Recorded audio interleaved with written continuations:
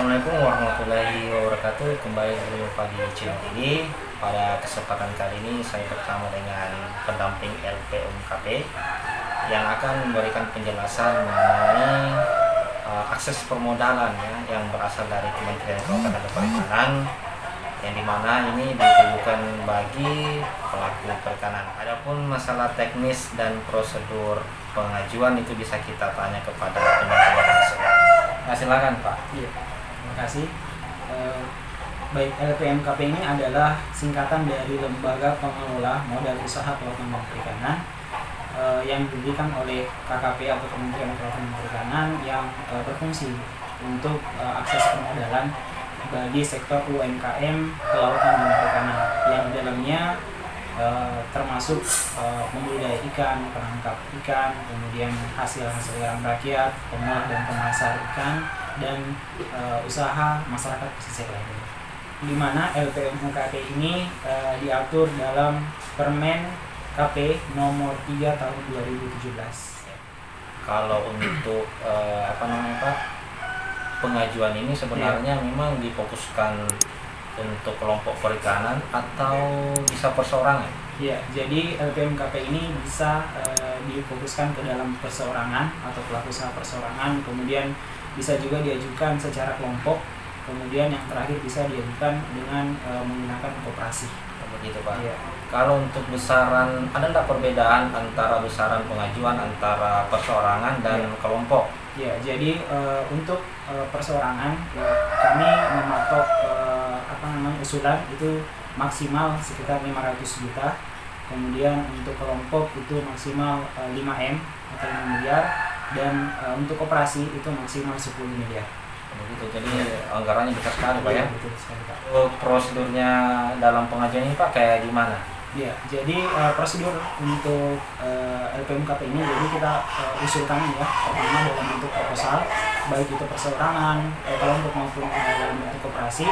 Kemudian proposal tersebut kita kirimkan ke pusat ya, kemudian dianalisis oleh pihak LPMKP di pusat. Setelah itu, kalau misalkan setelah proposalnya sudah terpenuhi persyaratannya, maka akan disurvei oleh tim LPMKP pusat. Lalu setelah disurvei akan diberikan rekomendasi atau laporan ke pusat bahwa ternyata pembudidaya ini atau pelaku usaha ini benar-benar merupakan benar-benar merupakan Memenuhi syarat. Iya, memenuhi syarat dari yang telah dipersyaratkan. Kemudian setelah diberikan laporan ke pusat, maka tim pusat akan melakukan rapat komite. Nah, setelah rapat komite akan ditentukan berapa hasil atau nilai yang ditetapkan dari usulan yang sebelumnya, apakah sesuai dengan usulan yang sebelumnya atau berbeda. Kemudian kalau sudah disetujui dari pihak pelaku usaha tersebut, maka langsung dicairkan ke rekening pelaku usaha tersebut melalui Bank BRI ataupun BNI. Seperti itu Pak ya prosedurnya.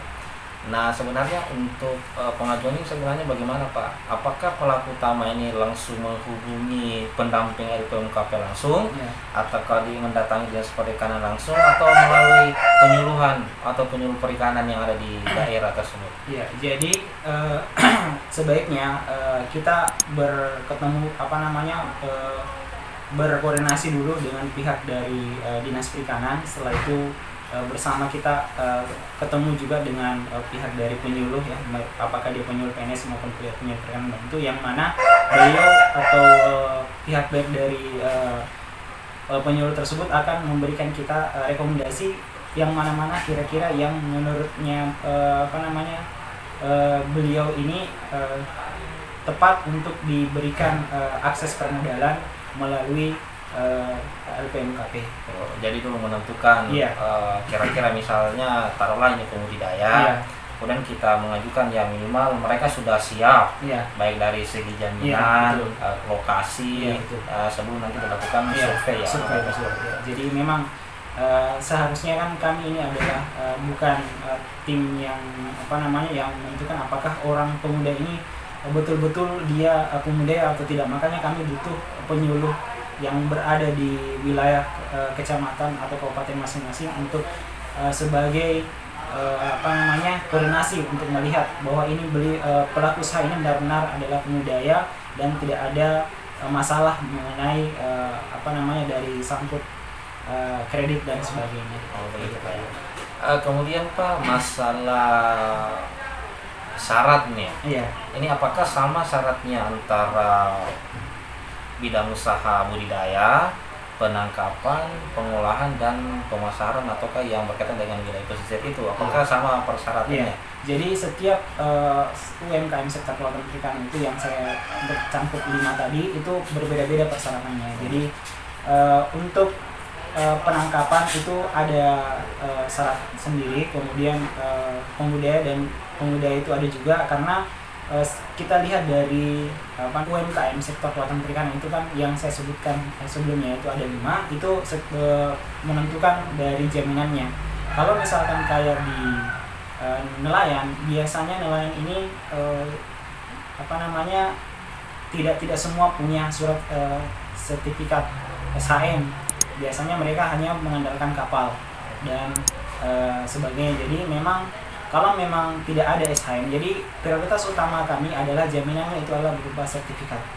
Kalau misalkan di nelayan tidak ada sertifikat, ya terpaksa kita bisa ajukan melalui jaminan kapal yang beliau gunakan. Gitu. Jadi perbedaannya itu Pak. Iya. Kalau untuk pembudidaya mungkin seperti apa dia Pak? Ya, kalau pembudidaya dia memang kalau kalau masalah persyaratan yang utama ialah mereka sudah pasti punya SHM atau sertifikat, karena ini adalah salah satu landasan beliau melakukan kegiatan aktivitas budaya. Kalau misalkan tidak ada SHM, bisa menggunakan AJB, tetapi harus ada rekomendasi atau surat keterangan dari lurah setempat yang menyatakan bahwa kolam tanah dari si pembudidaya ini tidak ada masalah, kayak gitu. Baik Pak, kalau untuk persyaratan perseorangan dan kelompok itu apa-apa saja yang dipersiapkan? Jadi untuk persyaratan kelompok dan perorangan itu pasti berbeda, karena kelompok ini agak lumayan banyak dia persyaratannya, karena kan dia kelompok pasti ada namanya SK pengukuhan, RAB dan sebagainya, ada ART. Kemudian begitu juga dengan koperasi juga itu lumayan banyak ya, lebih banyak lagi dari kelompok, karena kita butuh bahwa kelompok dan koperasi ini dia harus berbadan hukum, setidaknya berbadan hukum. Dan untuk persyaratannya mungkin bisa dilihat di link deskripsi di bawah ya, mengenai kelompok, kemudian perseorangan dan koperasi. Terkait dengan istilahnya, karena ini kan LPMKP ini kan tentu berasal dari pusat anggarannya. Kemudian untuk kelebihan dan kekurangan LPMKP ini dibandingkan dengan lembaga bank lain itu apa Pak? Ya, jadi kelebihan kami yang pertama adalah kalau misalkan si pelaku usaha ini dia bermohon ke kami, kemudian cair dananya, dan pada saat proses untuk pengembalian itu dia ingin menutup, meskipun jangka waktunya itu misalkan dia mengambil itu 4 tahun, tetapi dia ingin menutup 2 tahun, bunga yang dari 2 tahunnya ini sudah tidak tidak gunakan lagi, maksudnya tidak kita usut lagi. Kalau memang dia sudah tutup pokoknya, maka sudah stop. Jadi kita nggak inikan lagi.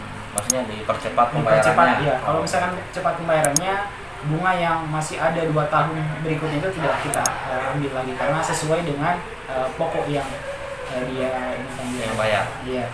Gitu. Iya.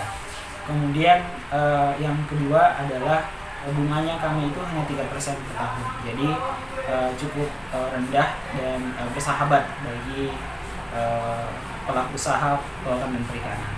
Adapun kekurangan dari LPMKP ini adalah prosesnya yang sedikit agak lama dibanding tempat lain. Misalkan kayak di bank itu mungkin butuh waktu sekitar 1 minggu atau 2 minggu itu sudah cair. Tapi kalau di kami itu prosesnya sedikit agak lama dibanding di bank tersebut. Kayak gitu.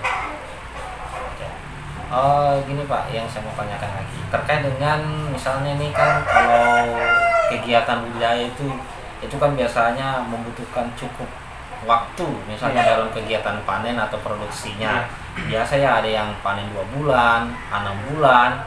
Nah itu gimana nanti Pak proses misalnya kalau sudah cair, kalau untuk iuran pembayarannya per bulan kah atau memang ada penggabungan dari bulan itu atau gimana Pak? Jadi di LPMKP ini kami memberikan pilihan. Ada bisa membayar angsuran itu per bulan, kemudian bisa per 3 bulan atau per triwulan, ataupun juga bisa per 6 bulan, tergantung dari kemampuan si pelaku usaha yang mengusul tersebut, apakah beliau bisanya membayar angsuran per bulan atau per 3 bulan ataupun per 6 bulan kayak gitu. Baik, itulah tadi bagaimana deskripsi atau penjelasan mengenai BLU LPMKP terkait dengan pengajuan ke pelaku utama perikanan ataupun pelaku usaha. Nah, bagi teman-teman yang ingin melakukan pengajuan, silakan menghubungi penyuluh perikanan, dinas perikanan ataupun pendamping yang ada di sana. Nah, karena setahu saya ini untuk pendampingan tidak semua wilayah ini ada ditempatkan. Jadi kalaupun misalnya tidak tahu informasi di mana keberadaan pendampingnya, ya silakan berkoordinasi dengan dinas perikanan ataupun penyuluh perikanan yang ada di tempat saudara-saudara sekalian. Oke, saya kira itu saja yang bisa kita sampaikan. Semoga informasi ini bermanfaat dan bisa suatu saat menjadi salah satu langkah dalam pengembangan pelaku perikanan dan sektor perikanan, kelautan dan perikanan ke depan. Saya ucapkan wabillahi taufiq wal hidayah. Wassalamualaikum warahmatullahi wabarakatuh.